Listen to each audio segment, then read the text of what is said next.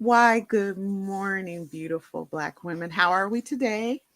Checking in. How are you feeling? Um, Not just your physical self, your emotional, your spiritual self. How are you feeling?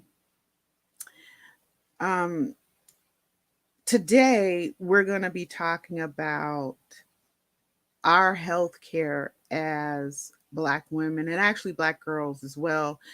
But I'm going to focus today on our what goes on with us because we have so much to um, carry as goddess born, right? And it almost feels like so many times that um, we don't have the space to really work to build our own um, safe healthcare system. And part of the story that I'm telling today, and this is about myself, something that happened with me, um, is because I believe and I know, based on everything I've seen with Goddess Born, that we are more than capable of building our own systems that are safe for us. So that would mean healthcare system, um, even to a great extent, the justice system. We would be able to build an education system that was specific to what we experience, listening to it from writers that are both indigenous to the US, because I'm talking US here. There's different types of healthcare systems globally, but I am well versed in the US system. And then also having mental health and sexual health specialists, considering what we do. And then there are we have every type of education, degrees, you name it, we can do it as Goddess Born as Black women, right? So but there's a cost. There's a cost to what our capabilities are, um, and it often costs us years off the back end of our lives. All right, so by the time I was 33, I want to say, because the baby, my daughter, I'm calling her the baby. She's 23 now. She was a year old when I purchased our first home. And as y'all know, I raised my two alone until years later when I met my husband. So I want to say I met him maybe 7 or 8 years after I purchased this home. Okay. But by then, um, y'all know I'm a registered nurse. I was working at Head Start. I was working throughout 7 counties, and I had two young children, and um, just a lot. It was just everything, everything that we have to do as Black women that we never really talk about, but people try to tell us our why we should be doing more of this or why we need to take more responsibility for that. We take the ultimate responsibility as Goddess Born for our communities, for our families, our friends, and most definitely our children. Okay. So, as a single parent, there's so much that um, you must be able to do, right? Because we are trying to raise conscientious, compassionate, and kind, loving and caring children who understand um, understand that what the world is about, but also that for me, trying to cultivate them to be who they were despite the trifling ass shit in the world, right? So it was my job, besides loving on them, spending time with them when they got home from school.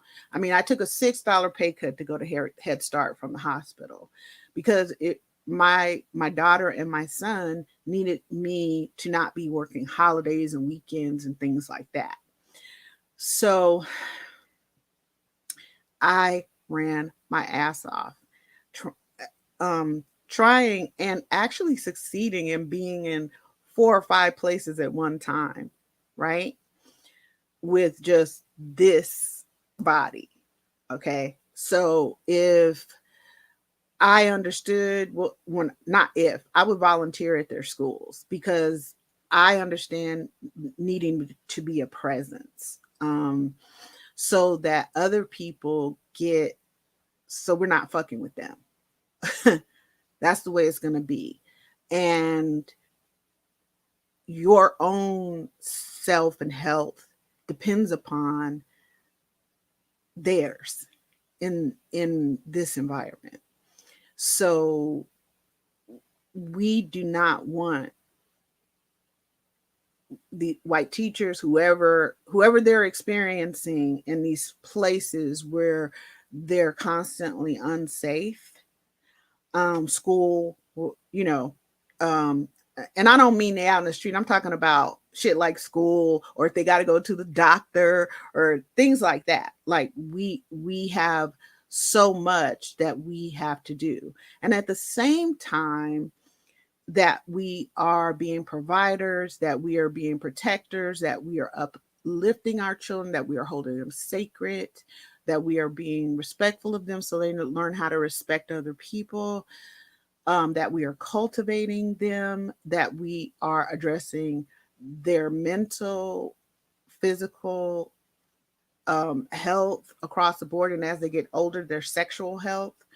So, this idea that we as single mothers are sitting around counting, I don't know what the fuck. Um, we really just don't we really just don't have the time. And then if you add in the trifling shit you have to go through at work, especially when you're working with white women, but sometimes with black women who happen to be male worshipers and believe in a patriarchy, um and when you have males running up and through your life, right? Because you're also taught that you are supposed to be the link between, um, the quote unquote father who put on his Yeezys or what the fuck ever and walked out on his own, because grown men get to choose shit. And too often in our community, they do not choose their children. And we become 360 degrees of a parent, and it wears on our bodies. So this idea that we're just having, um babies as if it's I don't know what fucking people, where they get this, but it is deadly for us. um we have we have a so-called healthcare system that actually murders us, experiments on us, attempts to, replicate our DNA as Black women and Black girls. And if you know, because it was a huge deal that we learned about the Jewish Holocaust and the shit that the Nazis did. Well, they couldn't even begin to compare to what the US does and did to Black women and Black girls. Okay. So, and oh, nobody get on here and ask me, well, what about Black men? Don't give a fuck. They're grown. Do Black men be around here asking, each other what they can do for each other? Because they ain't doing shit for each other either or themselves. Okay. So, mm-mm, mm-mm. We're not doing that. Okay. So we get the picture. I mean, I don't have to go into depth for any of you because you have probably experienced some of the similar things, right? Especially if you're in the US. So I had endometriosis, and if you want to look it up, please do. I'm not going to get into all of that, but this is regarding my uterus, my womb, my cervix, my vagina, which I know for a fact that there's only one heaven. Okay, no, there's cracker heaven, and then there's, I guess, Christian heaven. I don't know. Maybe they're all the same thing, but whatever. But the only heaven experienced here on earth is through a goddess born woman. Okay. I don't know what other people do, but a sister has got it all locked up. All right. We got it all locked up. And there's a reason, not just physical, not just sexual, that people want to be us, but they're unwilling to pay the price and the sacrifice that's required, right? In a world where other people get to make choices too, and sometimes their choices affect us, right? And we didn't ask for that shit. Okay, so I won't go through my whole medical history right now, but I want to get this out. So I had endometriosis as a young woman, as a young adult, but I grew fibroids, and when I was carrying my son under so much stress, I had two jobs, one in pediatrics, and the other, because I was already an RN by the time I got pregnant with him, like actually 2 or 3 years before I had him. So I worked two jobs. That's what I was taught to do, right? And I had a 12-hour shift job in the neonatal ICU and an 8-hour shift job on the opposing times that I was off in pediatrics at that time. And then, like, he was laying, you know how babies grow. He was very active, so he was turning flips and doing all the most, right? and he was laying on my sciatic nerve, and I developed hemorrhoids. I developed for other reasons as well, but I developed hemorrhoids, which happens to us a lot when we're pregnant.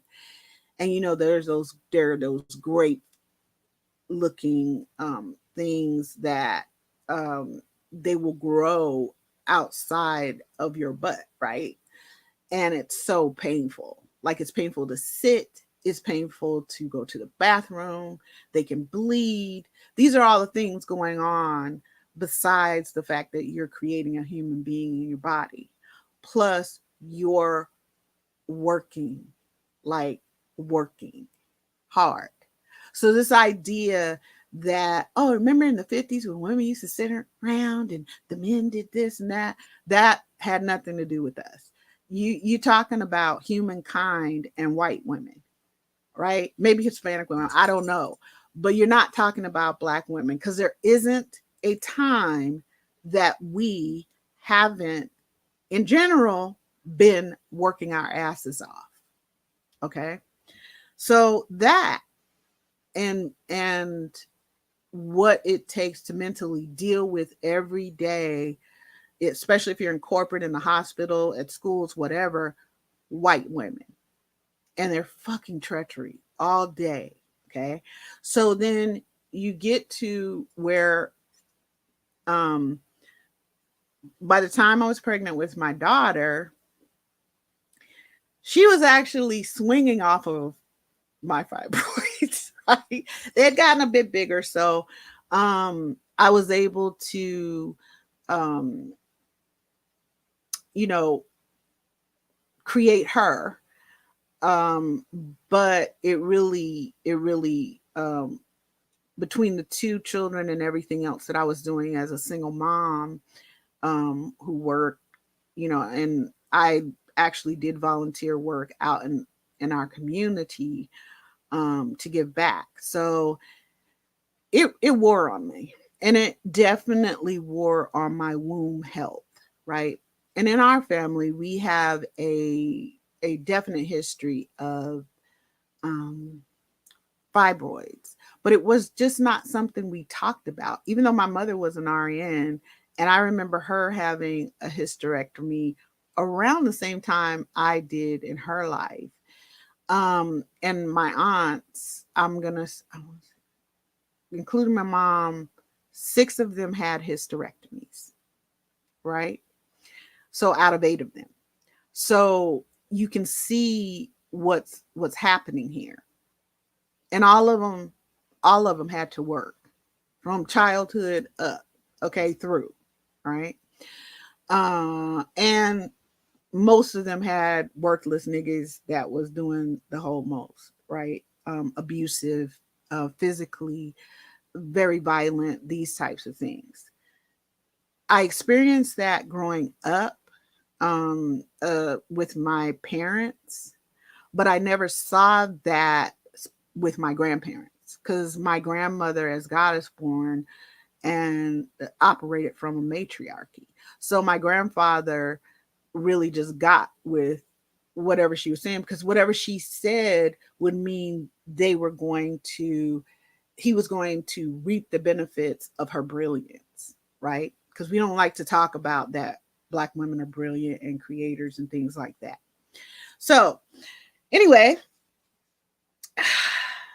I got to a point where my fibroids had grown so much by the time I want to say I was about 38, 39, that I must have been 38, that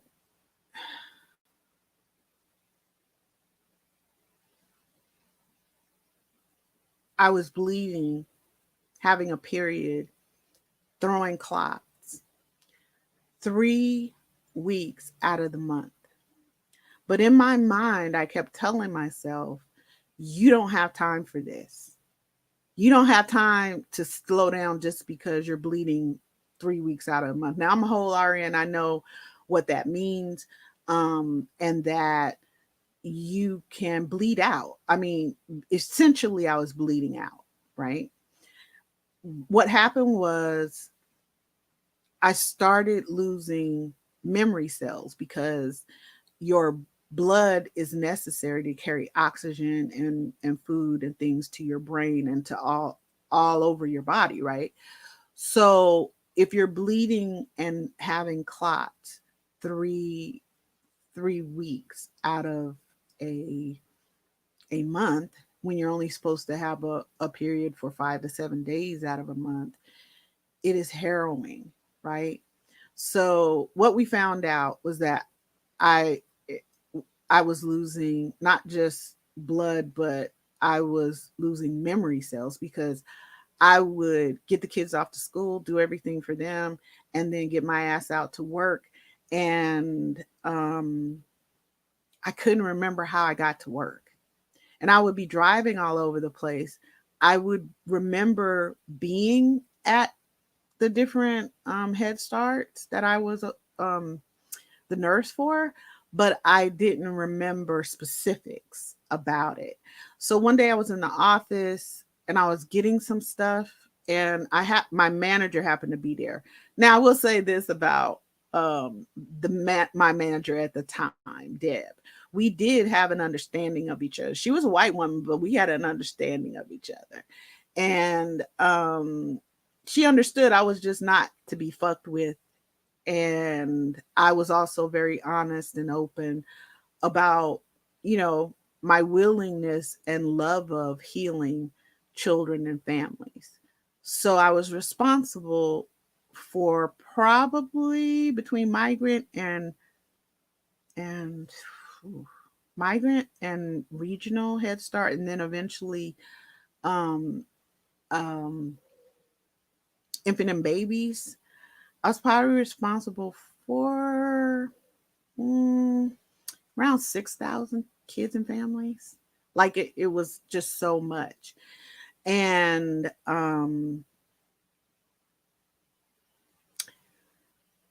whew, girl, just thinking about it, like I'm starting I'm starting to be like, so I just felt like I couldn't take the time to do all that. But we had hemoglobin machines, and that tells you, your hemoglobin tells you if you have enough blood to carry those oxygen cells, right? Going through your body. So, this one day I took it, I said, I'm just not, what is happening right now? Right. And my friends, the people around me were like, "Girl, you okay?" I'm like, I don't know. So I took a hemoglobin test, and I was at 8. Well, normal hemoglobin is usually around 12, right? And you can go up one, a point or two the other way and still be okay. So like you could be 11.0, 11.5 and be okay. You could be 13.2, 13, 12.9 and be okay, right? They have to start looking at things if you hit 10, because as you're getting lower and you get to 8, that's around the time that they would transfuse you. So that day it wasn't 8, I was 7.9. And then the next day or two, I was in the office and I literally couldn't remember what I was there for. And I remember leaning on a bookshelf, and my manager had come out and she was like, "Girl, what? Oh, wait a minute. You paler than me. What you doing here? What is happening right now?" I'm like, "Oh, my hemoglobin was a little low." "A little low? What was it?" I was like, "Oh, 7.9. "Oh, hell no. You ain't staying here." She's like, "Oh, no. You going to the doctor. You need me to take you? I'll call an ambulance, but you are not going to stay here." Right. And I was like, "I don't really need the doctor. I don't have time. The kids have got to come home from school. I got to get there. I got some stuff I really got to finish right now." And then she was like, "I'm not going to hear it. This is one time I'm just not going to hear it." Right. So I was like, "Okay, whatever." She's like, "I'm going to take your hemoglobin." Okay. She took my hemoglobin and it was down to 6 point, I don't know, 6. Very bad. So she's like, "Oh no." And I refused. I refused to, like, "Don't call an ambulance because I'm not getting it. Don't do any of that shit. No, I'm taking my car. I will take myself to the doctor." "Well, I want to report that you've been to the doctor." And so I went, and by the time I got to the doctor, it was a finger prick, um, when you're using the little machine, but they draw blood at the doctor, and it was 6.2. And they were like, "Oh, hell no. You need a blood transfusion, girl. Stat." And I was like, "Nope, I'm not taking it. I'm not doing any blood transfusions. Get the fuck out of here." "Well, you really do. Well, at least come into the hospital for a couple of days so that we can." "I ain't nobody got time for that. I got children. I work." What? No. Nope. Nope. That's not happening. Nope. You better figure some other shit out. So, that's when they really found out what was going on with my uterus, and the fibroids had grown, so much, and that was causing the horrendous amounts of bleeding. So of course they put me on an iron/birth control pill. But what happens with us as Black women a lot of times when we take birth control, we're trying to choose between, you know, leveling the playing field and choosing not to have children at certain times or at all, or, or having children, right? Because either one is very risky for us, considering all the things that we already do, right? Especially as um, Black women who have children, okay? But whether you have children or not, it's a very risky process. Generally, Black women tend to gain weight with it. It does tend to increase things like fibroids, and fibroids can grow to be huge. So I had an intrauterine ablation. Look it up. It's where they put you to sleep for about 20 minutes and then they burn out the inside of your uterus. But before that happened, I was at the doctor's and the doctor said, "Hey, look, um, you are gonna, you are going to, hello, you are going to need to get a biopsy." So before they could do the intrauterine ablation, I had to have a biopsy. And of course, this is what they tell you. Sisters, you know what I'm talking about, right?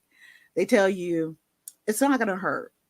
Yeah, and that was his thing. It's not going to hurt. It's going to only be like, you know, a little bit of a process. I'm just going to go in, open you up, and pull uh, about 3 pieces of your uterus out, right? And then we'll take it to the lab and we'll go from there. You should be able to go back to work within 3 days. You don't, you're not going to feel anything. It'll be fine. I don't care where you get a biopsy from. Bitch, it hurts. It hurts. But no pain medicine. No pain medicine. Because there's this idea in the US healthcare system that we are somehow don't experience pain. And if we say we have pain, we're not to be believed because we're just all trying to be on drugs. When y'all know as white people, that's y'all. Okay. You can't get a finger cut without being on Oxycontin, bitch.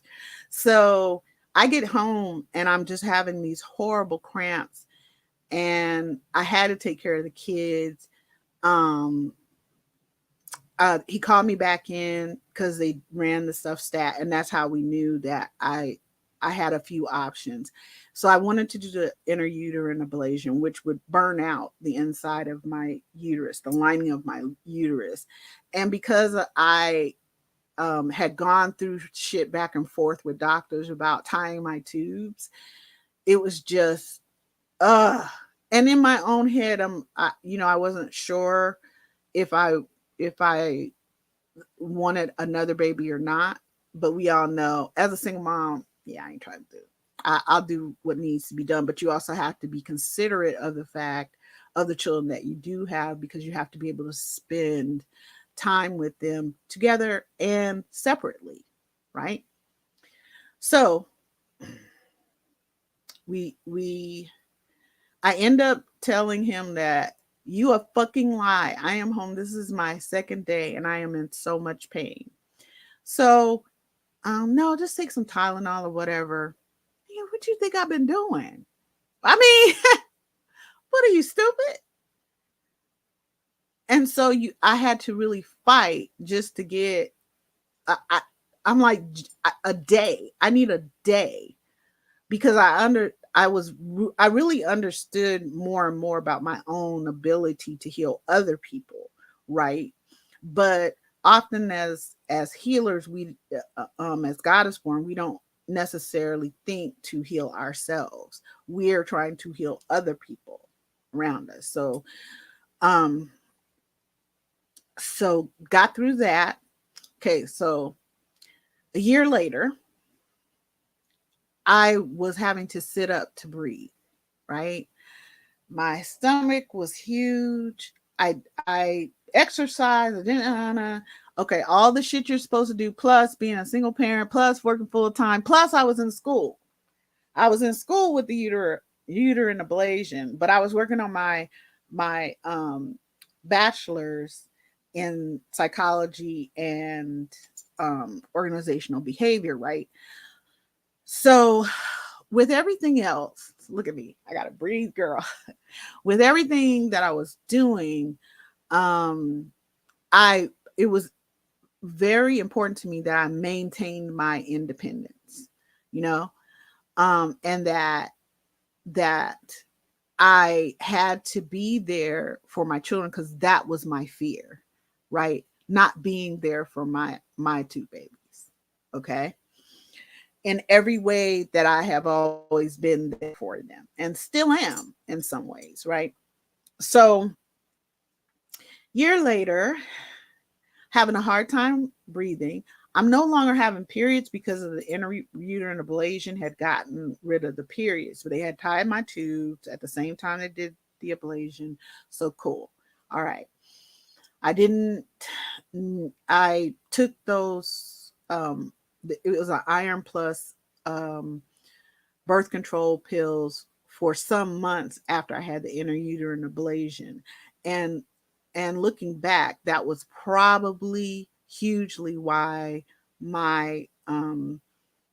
why the fibroids grew at an astronomical rate. Okay. So I have fibroids. Actually, let's go back. Your uterus is very it's not actually as big as my hand in its resting position when you're not pregnant, things like that. And it sits behind, in your pelvic region, it sits behind your bladder, right? And so when you have a baby, the only thing that's attached is in your pelvic region, right? The muscles are attached, the uterus is attached in your pelvic region. But as you have a baby, your uterus expands up, right? Like a balloon, like it's almost being blown up. Plus, it produces, amniotic fluid every 2 hours, things like that. So you get a definite fluid shift. There's all types of things. And we will often end up with diabetes during pregnancy. We are more likely to have, oh, so many things go wrong, including your so-called healthcare providers, which primarily are white women, um, not believing a word you say about the pain that you have. Go back and look up what um, Serena Williams went through. They didn't want to believe her when she was about to have her daughter, and it nearly killed her. So um, there is an institutional and systematic um,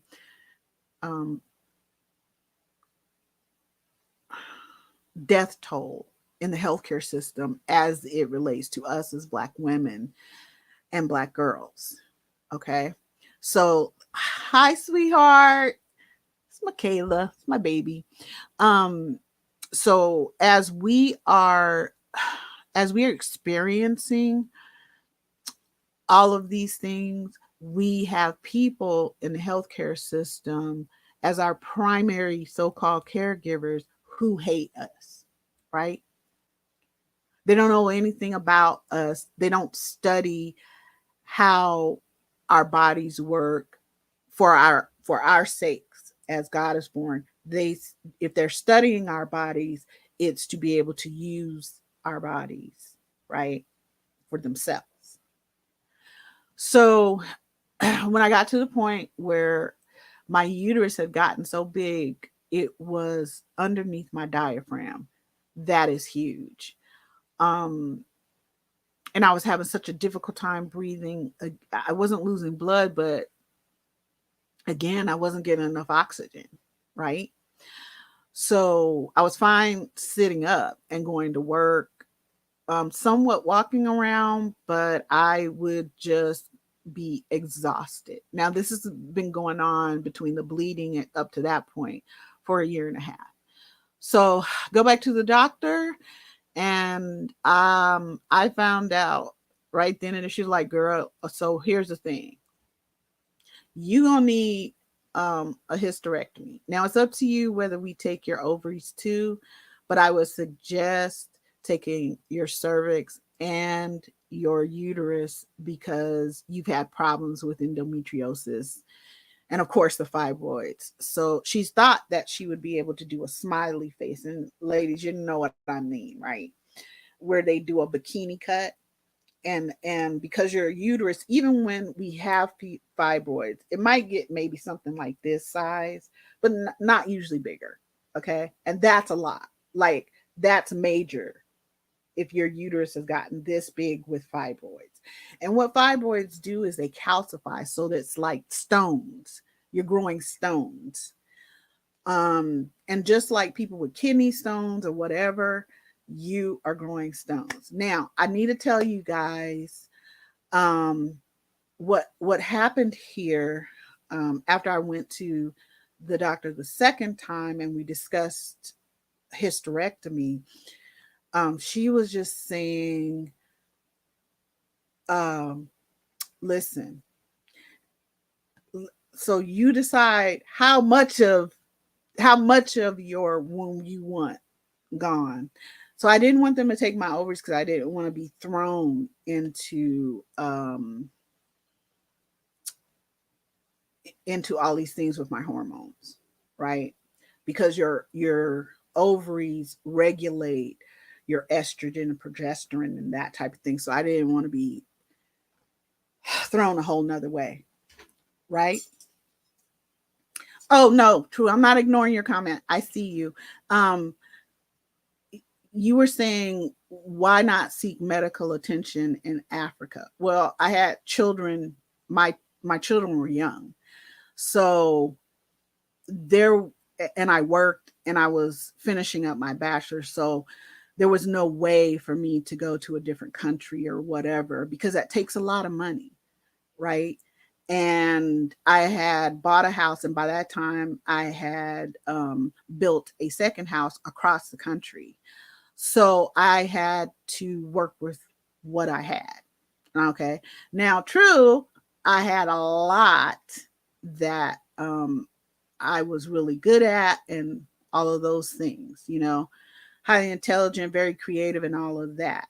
But when you start losing blood like I was losing, or um, having these fibroids and things like that, it's just so intense. Plus, I don't know anything about African healthcare, right? Not to say that it couldn't be great. That's why I was only talking about the US, because that's been my experience. So I hope that answered your question. Sorry about that. So here we are. We are getting ready to have surgery. I was freaked out. Not because of the surgery, not because of whatever, but before my children, right? So what I did was, I had great friends and everything, but everybody worked. All right. We all my sister goddesses work. You know what I'm saying? They couldn't all take off and do all of that. So I had to piecemeal my care, for afterwards. So I paid for my aunt to come out, and from where I built the house. And 6 months, my two aunts were living together in the house I built. So at 6 months, they would only pay half of the mortgage, and then so the rest of it was on me. But when she came out, I paid the whole mortgage there, of course, the mortgage of the house that I owned, where in Cali, and then all the other things that I was doing, because I had revamped my house. It was just a lot. Okay. So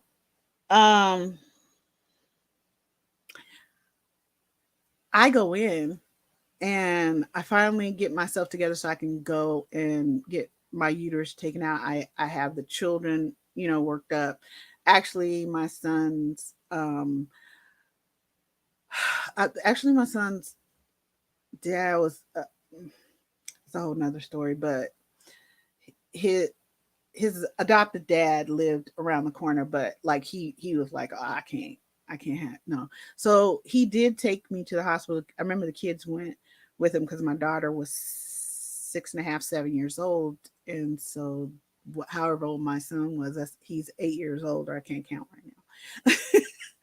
So yeah, I did kind of feel like they were using me, if you're talking about my aunts, because I would come to other people in my family and they didn't have to pay shit. or do shit. And I still do a lot, for family and friends freely, right? Because I know I understand I have the capabilities and the knowledge, right?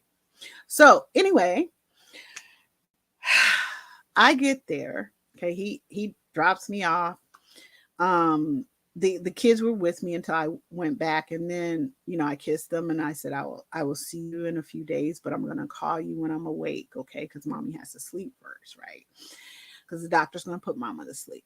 So of course they didn't want to leave me there by myself. That's how my kids think. Even then, they're like, we don't want to leave her here. We don't know anyone here. We don't want to leave mama here. Ah, especially my daughter. She's like, no, staying here. And so I said, baby, you can't stay. Okay. Let mommy do this. And then, yeah, I'll be back. Okay. So had surgery, and oh my God, the pain was excruciating. And one of the things that they do, or at least in my case, they pack your they pack your vagina too. So it's just horrible. Okay. But for me, I couldn't get the smiley face because when they got in, they found out that it was even higher up than they thought. They thought they were actually only seeing half of it, and that bothered them.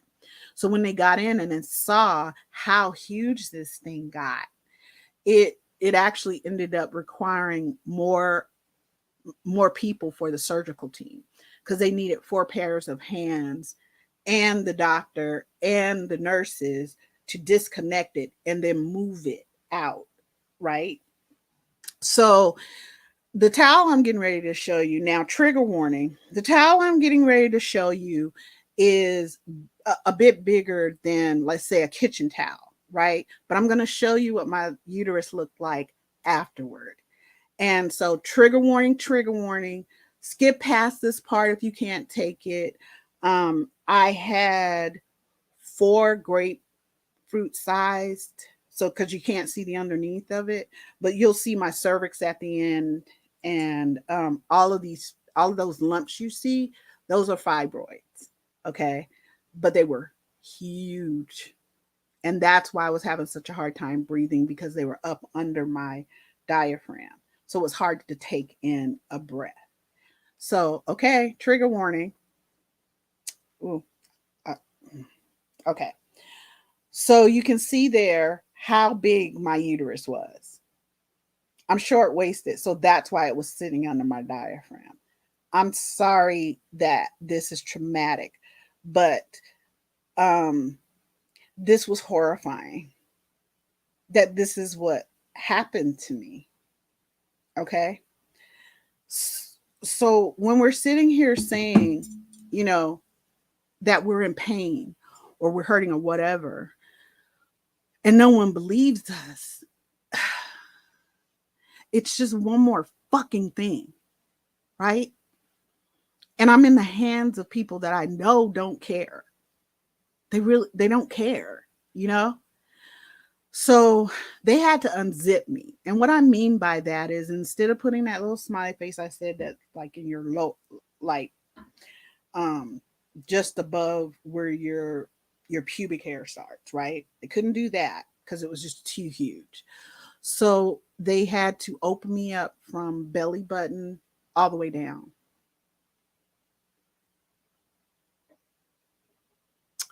And I didn't, of course, know that. Like they did tell me it was a possibility, but they were hoping they would be able to do it the other way. So when um when I did wake up, all I felt was just excruciating pain. So they give you pain medicine at the time, and I don't play them games, okay? Because I know you have to have your body in such a state that you can concentrate on the healing part of it. And if you're in pain, the pain can get out of control, right? Very quickly. So, fast forward, I go through the surgery. A friend of mine brought me home. Her name is Tigger. And I was there for 3 days. I did everything to get out of that bitch. Okay? Everything. Like, girl, I gotta get home. I need to be with my babies. My babies are worried about me, right? And I don't want them to feel this kind of frantic thing, you know? And even though they were with my aunt, still, right? They talked to me on the phone, but that's not the same fucking thing. So I by the I want to say 8 to 10 hours, I was up using the bathroom. And by the third day, I was discharged. But I had taken a shower, I had been walking around, and I talked to the doctor several times because she had come to see me, of course, and discharged me and whatever, and then changed my dressing, right? And all you can see is staples, 39 of them, 39 staples, okay, going down from my belly button on down. And another thing about us as Goddess Born, because we produce a lot of collagen, which is why we look so young for so long, right? And we have so much melanin, we can also have keloid pretty easily, and that's with any wound, right? So anyway, fast forward, got through it.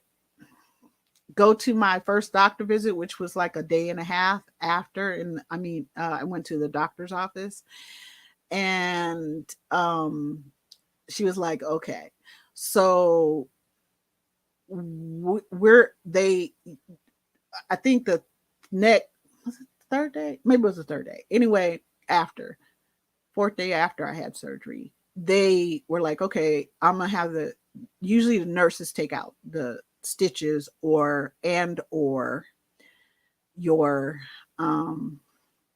staples. And she did have some pig gut stitching with inside, but it wasn't all the way down the cut. Okay. So when she opened when she had them change my dressing and pull out the staples, these hookers opened my wound back up. It's called dehiscence. You can't restaple it. You can't sew it. It has to heal from the inside out. So that means you have to have wet to dry dressings. And what that means is it has to be soaked. The dressings have to be soaked in saline. Sometimes they'll use hypercleanse or something, but mine were saline, and partly I added hydrogen peroxide too, because no bitch, right? So when they opened me back up, and it was in 3 places, it was huge, and then there was a smaller one kind of at the end. No, this hooker did not come in here trying to do my dressing non-sterilely. Bitch, why are you pulling gloves off a wall? Oh no, you're gonna do a whole sterile. Oh, we never learned how to do a sterile process. We always just did this. Girl, I had to teach this girl while I'm on the fucking table, and they got me motherfucking reopened to do a sterile dressing change. And then they were like, okay, so you come back again this afternoon. Well, the 6th day, my aunt was going back home, right? Because she had to go back to work. So I was like, first of all, y'all can't be trusted. Fuck that. And so my doctor was like, girl, what's happening here? I said, no, I'm not coming here twice a day to get my dressing changed. What we're going to do is you're going to pack all of this shit up, and don't forget the sterile gloves. You can pack all this shit up, the saline, everything, and I'm going home.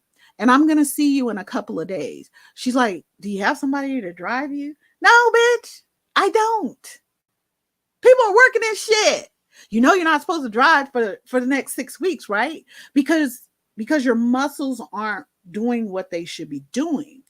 So really, when you have an abdominal surgery of that magnitude, you should not be driving yourself. Okay, girl, that's not how I roll. I drove to my daughter's delivery. Water broke and had 3 contractions on the way. That's how powerful I am. I know what my power is. But I also know that physically I have to take care of myself. And even that isn't really the priority. In my mind, my children are the priority. So I get home and I create my own routine of doing my own sterile dressings. It was so hard because I had to lay flat, but I had to have all the dressings ready, but I had to have all the liquids ready. And girl, and then I had to pack it, right? So I had to pack it with the wet gauzes, but I had to count them because you don't want to leave any in after the next dressing change you do, right? And then you put on dry gauze, and then there's this. I had to put on 2 ABD pads, so it's about like this, right? And I was like, don't give me no fucking whatever tape. I need paper tape. I'm not going to be fucking around with this shit. Right. And what I did was I had syringes of saline, and I would lay on a towel and I would rinse my wound out with the saline, then pack it, and then put the dressings over top, and then the ABD pads over top of that. I did that shit 3 times a day. My doctor said before I left that one, the first day where I was like, oh hell no, I'm not coming back here no twice a day. You lost your mind. I'll see you in a couple of days. She said, well, the wound that opened up at the bottom, it might heal in 3 weeks, but we might have to extend past 6 weeks of you being off, because usually when a wound dehisces like that, opens back up after they pull out the stitches or the staples in my case. 39 fucking staples. Then you probably are not going to heal, it's until about 6 to 8 weeks, because it has to heal, like I said, from the inside out. So the packing should get less as you're healing. But I'm not coming in to you motherfuckers who don't even act like you don't know how to do a sterile dressing. That's some basic shit, bitches. You are not going to infect me on top of all of the other shit. I'm not coming back in the hospital. I'm going to heal me. So I came back in a couple days later, and they called her in, and they were like, what is happening here?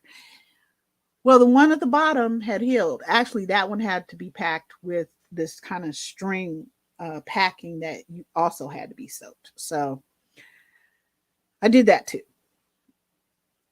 And so she said, how did this heal like this? I'm like, girl, it's called sterile dressing changes.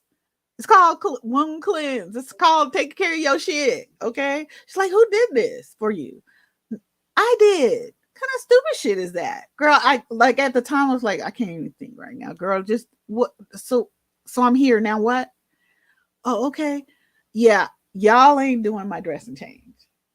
Just put all the shit out. I'll lay here and put my old shit back. Okay. Thank you. Have a good day. See you. What she said next week? She was like, okay, 5 days, like 3 more days. She wanted me back. Same shit. So now the other wounds are closing very fast, right? This is unbelievable. And oh, by the way, they had already asked me while I was in the hospital, Medicaid, whatever, if they could take my uterus and, I don't know, send it to a new state and investigate it, because they've never seen anything like it before, and blah, blah, blah. You know how they do. Bitch, I don't care what you do with it. And that was not what I should have done. I should have been like, put that bitch in the drawer, it's going or some shit, because they will take your DNA and do the most with it. But the information that I was giving them when they saw how I was healing so fast was something. She said, well, we need to change how we do how we do what we do. So she asked me what I was doing. I was like, you guys are in here watching me put my own dressing back on. What the hell are you talking about? You can see what I'm doing, right? She's like, oh yeah. So brought in more nurses, another doctor, like, see how she's doing that? That's what we have to do. Now, why the fuck do I, the person who had the whole major surgery and shit, need to teach you on my fucking sick bed how to take care of goddess born Black women? And I know y'all, you ain't gonna, let me tell you something. These heathens ain't about to use the information that I gave them to heal other Black women. They're not. And at the time, that wasn't where my mind was, right? So about week 2, I was already taking walks around the our neighborhood and taking care of the kids. I couldn't lift a lot, so my son would always go shopping with me. He would get the shit that I would tell him to put in a basket, all these different things, cook, clean, all the shit that you do. I was doing it. The only difference was I wasn't actually at work, but I still had classes. I mean, I was in a logic class that was almost as bad as a surgery. Just kidding. But it was really bad too. I hated that class. Ended up getting an A, but nearly took me out, girl. Okay. So I by week 2.5, it was almost completely healed. And when I tell you, when they opened me up, you could see inside of me. Inside. Y'all saw my uterus. Horrifying. Horrifying. But I did it. I healed myself. Took 2.5 weeks of doing dressing changes 3 times a day. Whew. Girl, the shit we go through. So I know this has been difficult to hear, and I know so many of us go through so much. I often feel like part of the problem with the rest of the world is they know how horribly they're treating us, but they don't care. In the meantime, we are so worthy of so much more. None of us deserve to be a part of a healthcare system that, by the way, we pay for health insurance. Most of us have health insurance for our children and ourselves. Pay for it out of our checks. So that bullshit about government assistance or some other bullshit, I'm going to need everybody to shut all the way the fuck up. You have no idea what we go through as Black women and Black girls. You have no fucking idea what all of this, all of you being so fucking violent and treacherous with us, the women who will give our last for other people. You have no idea what it's doing to our bodies. And then you want to get online or wherever the fuck you are in the streets, I don't know what you're doing, talking about how Black women are angry and how they're this and how they're that. Shut the fuck up. You don't know anything about what it means to be goddess born. Not a fucking thing. That's why I don't want to hear shit from anybody who wants to be negative and putting down Black women. Fuck y'all. Most of us aren't telling our story because it's so fucking personal and it was so fucking painful and it was so much to go through.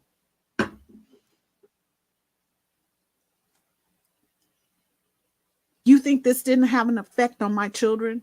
My son ended up twice having to help me.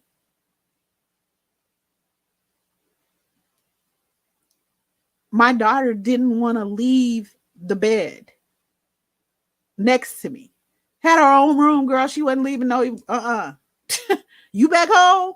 I ain't leaving unless I got to go to school. I'm gonna be right here, right next to you, mommy, watching all the dumbass Disney films on the planet. But you know, that's here. I love my children.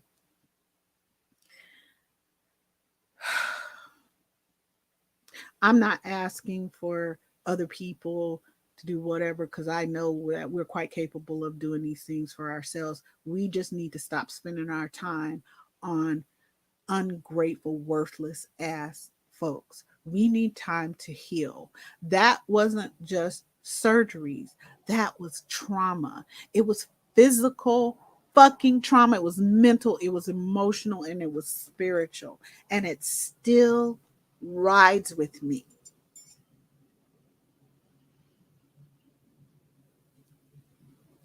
All the therapy that I've had, the only reason I'm probably super sane right now, okay, it still rides with me.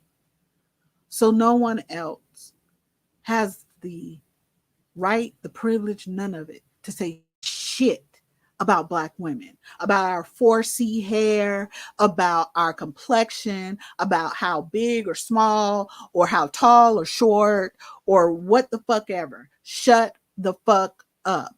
You don't know anything about what we have been doing here in the US and before we got here as Black women and Black girls. And then we need to put up with your shit. Not about to do that, humankind. I'm turning my energies, or I have for years, to children, Black girls, and Black women. That was a lot, Black women. Um, I want you to release, your pain. If you feel like you don't have the tools, that it's riding with you, that tears are just falling, that you feel like at points you can't breathe for the things that you have been through, please seek a therapist as well. You're the head of your medical team, and that's something we have to learn. We're the head of our medical team. These other people are team members. If you are a match and you understand that I'm the priority, great. If you don't, you will be replaced. But until we can build, and I know that we can do this, especially if we let go of all these other people, let them go. Don't waste your time, energy, none of that. And build safe havens for our daughters and our children to have the most incredible healthcare that is focused on them.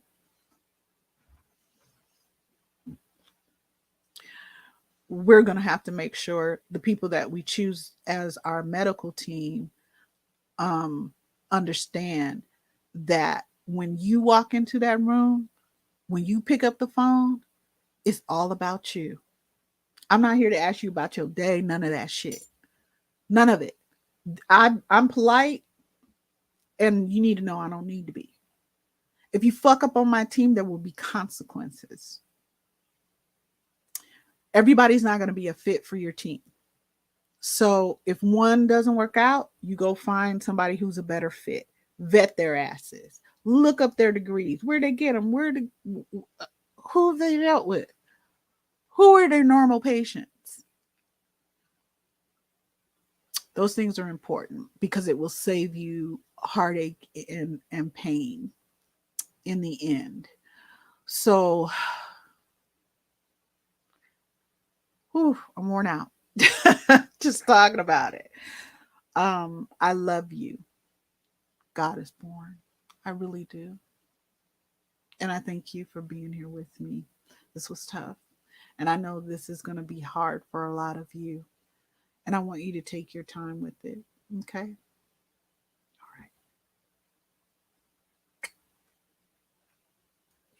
Thank you so much.